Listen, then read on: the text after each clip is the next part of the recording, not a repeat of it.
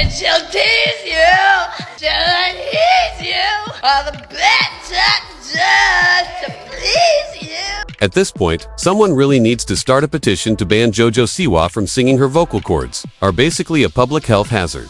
You've probably already heard about her chaotic new tradwife rebrand. That's right, bows are out, boyfriend is in, and now she's just one casserole away from running a Christian mommy blog. But just when you thought it couldn't get any worse, Jojo somehow managed to take the cringe even further.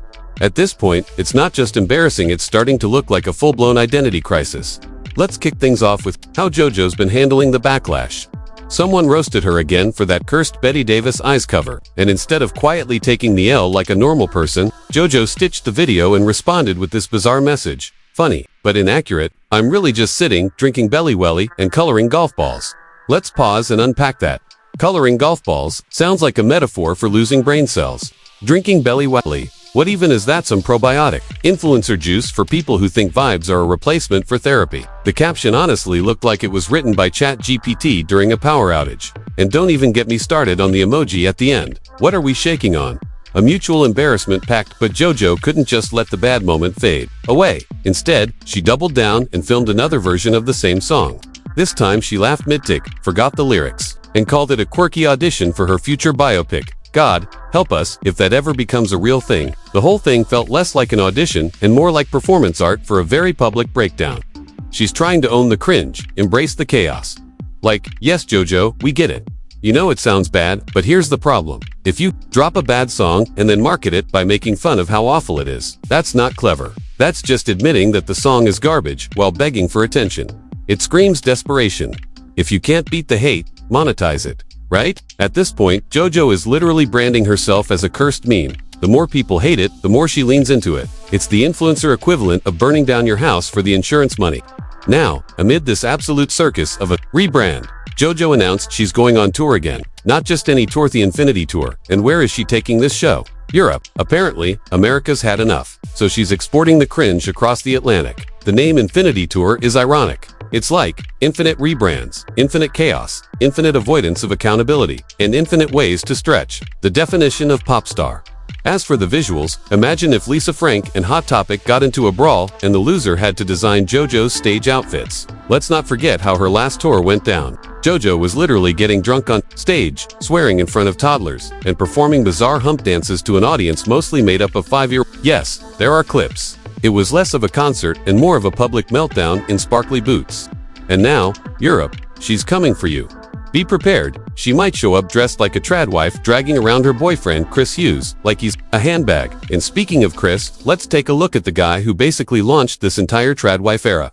Chris Hughes is still all over Jojo's feed like he's part of her brand deal. We're talking couple content, matching outfits, cringe captions, the whole Pinterest core starter pack. This guy appears more in her posts than her own vocals do in her music. And let's not forget how their relationship started with a cheating scandal. Jojo was publicly dating her girlfriend Katz when she met Chris on Celebrity Big Brother UK. They spooned, flirted, crossed several boundaries, and suddenly, Jojo was in a whole new straight relationship. She even said she no longer identifies as a lesbian and blamed the LGBTQ+ community for pressuring her to maintain that label. Jojo insists that Chris wasn't the reason for her breakup and swears she didn't cheat. She's gone on record saying, "Don't paint it out like I cheated on you with him, because I did not. I will nail my feet into the ground and stand on that." All while building her entire brand around queer identity, rainbow aesthetics, same gender music videos, the whole package. And now, she's ditched it all for coloring golf balls and posing with her man like she's trying to prove something, which, let's be honest, she probably is. No one's saying she can't date. A guy's sexuality is fluid. People change. But let's not pretend she didn't spend years leveraging LGBTQ+ support, only to ditch the community the second a Love Island contestant gave her butterflies. It's not the shift, that's the issue, it's the way she's doing it. And this whole saga, it's not just about one bad song or one cringy boyfriend, it's the pattern. Jojo rebrands every couple weeks like she's trying to confuse us or maybe confuse the algorithm. One minute she's a Nickelodeon kid star, then she's an LGBTQ+ icon, then an edgy rock chick, then viral bait, now a tradwife, and who knows what's next. Honestly, she's had more personas than a Power Ranger. The wildest part, it's actually working. People are hate-watching, her name keeps trending. Her streams are rising, not because anyone actually enjoys her music, but because they can't believe it's real. Her comment sections read like group therapy. Half the people are laughing at her, half are deeply concerned. Even the parody creators are confused now, because Jojo is already making fun of herself in real time. She skipped the redemption arc and jumped straight to the blooper reel. Here's the truth. This isn't random. Jojo knows exactly what she's doing. The algorithm rewards controversy. If she can't go viral for talent or authenticity, she go viral for being chaotic. She's running the Trisha Paytas playbook at full speed. Say something wild, post something worse, laugh at your downfall, then sell merch. The only difference is Jojo wasn't supposed to be that kind of She started as the safe, sparkly kid that moms trusted, and now she's unraveling in real time, showing us what happens when your whole identity is built around engagement. So let's talk about the word grift for a second, because that's exactly what this is. Jojo didn't just stumble into this tradwife persona. She curated it.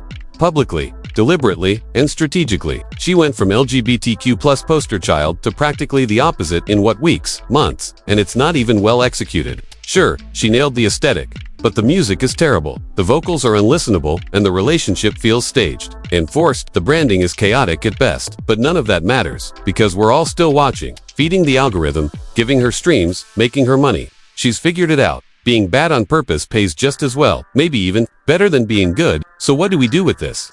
Are we witnessing a pop culture implosion, a social experiment, or just a child star melting down in real time? Honestly, I don't even know. But if this is the era we're in, buckle up, because JoJo's Infinity Tour might just be the start of an infinite cringe loop we'll never escape.